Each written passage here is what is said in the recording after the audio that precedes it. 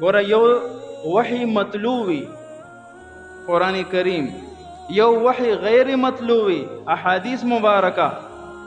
وما ينطق عن الهوى ان هو الا وحی یوحى. نبی علیہ السلام چې څه گفتار هم فرمائی دا د الله له طرف نه ورته وحی کیږي، د خپل طرف نه نبی علیہ السلام خبره نه کوي.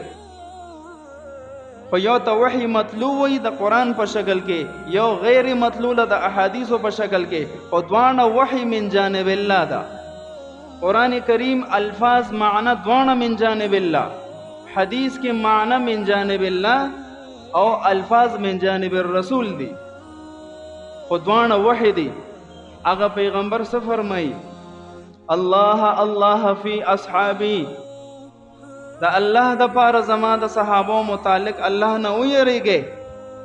لا تتخذوهم غرضا من بعدی، زمان پس زما صحابه د تنقید نشانه ما جوړوي. تاسو د صحابو د شان نه خبر یې چې یو ادنا سړی به راپاسي په صحابي به اعتراض کوي. فمن احبهم فبحبی احبهم، څوک چې صحابه سره محبت کوي، نبی علیہ السلام فرمای در اصل حقیقت کې ما سره محبت کوي، ځکه دا صحابه سره محبت کوي.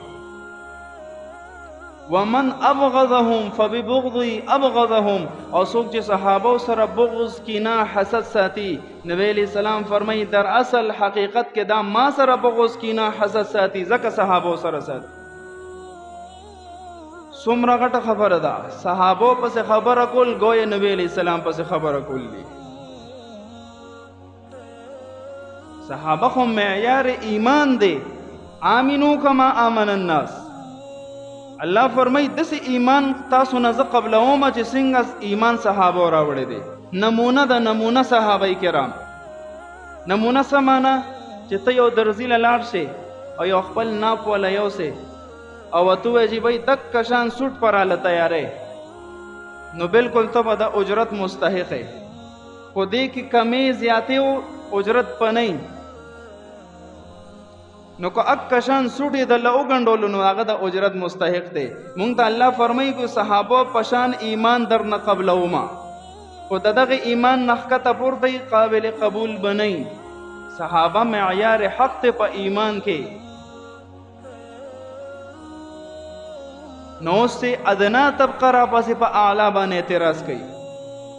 دا د قیامت نښه ده. د دې امت اخري ډله به را پاسې په اولینو باندې به اعتراض کوي، امتحان تشنی اعتراضات به کوي. دک نبی علیہ السلام د قیامت په علاماتو کې یو علامت ښودلی دی. نن سبا وګوره په سوشل میډیا باندې د ډیر شي صحابه نمونه اغسل کیږي او ګستاخی کیږي. خصوصا د محرم بد میاشت کې د حضرت امیر معاویه بن ابي سفیان رضی الله عنهما پشان کې چې کم نازیبه کلمات ویل کیږي، والله یو ادنا ایمان والا ما نشي برداشت کوله. یو داسې انسان چې ظاهرم داغه د مخ نه معلومیږي چې دا به وایي د ایمان په کیفیت کې بس عمر داوی. مومن دیم کو نه دی، شیعه دی کو قادیانی دی، اس پتہ نه لگی. اگر آپاسی په معاویه رضی الله عنه باندې اعتراضات کوي او د امت مسلمه هغه افراد چې کم د علم نه بے خبر دي، د صحابه د تاریخ نه بے خبر دي، هغه گمراه کوي لګیا دی.